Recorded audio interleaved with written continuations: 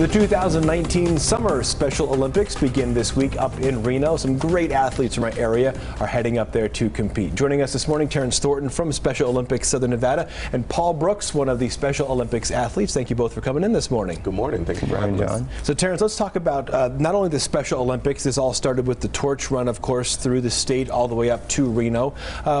Talk about the involvement of the torch run, the community involvement, and getting things going up there.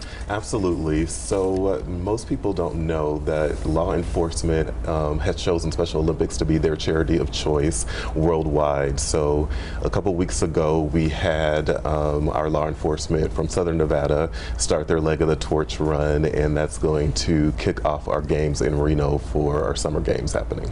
And let's talk about the summer games. It's up in Reno. It's at the high school up there. It's over at UNR as well. Some of the events that are taking place. How big are the summer games here in Nevada? So this is one of our larger events. It's actually a two-day event in Northern Nevada.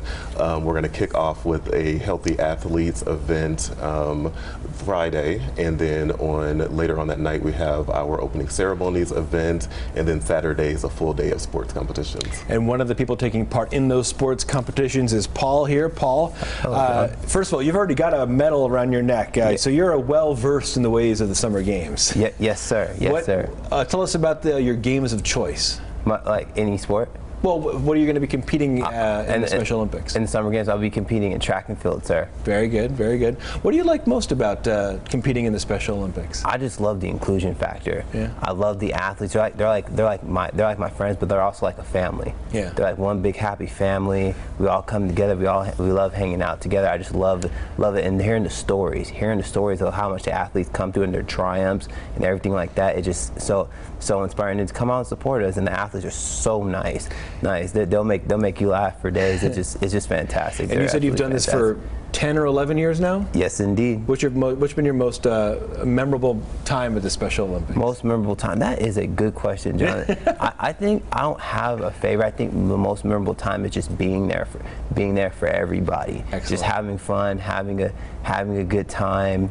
Everyone enjoys it. My family enjoys it. So shout out to all my athletes and all my family and friends. I can't pick one. I can't pick one while breaking down. Fair enough. Terrence, this all comes as Special Olympics is trying to sort of separate itself a little bit. For a long time, it's been associated with the good people up in the Northern California branch of the Special Olympics. There's a fundraising effort going on right now. Where do things stand? Yes, so we're starting to make some momentum with our fundraising effort here in Nevada. As you mentioned, Special Olympics Nevada has run under the umbrella of our friends in Northern California. I was hired on earlier this year to help lead the charge to reestablish us as an independent chapter, and we're starting to making some strides there. Great partners like the Raiders have endorsed us, and I'm looking to connect with some of the other sports franchises here in Nevada. Excellent. And now, obviously, this is happening up in Reno, but we can check the Special Olympics, the Twitter pages, the social media. I guess their Flickr page is loaded with pictures. So keep an eye on our local athletes as they head up to the Summer Olympics for the Special Olympics this weekend. Terrence and Paul, thanks for coming in this morning. Appreciate it. All right.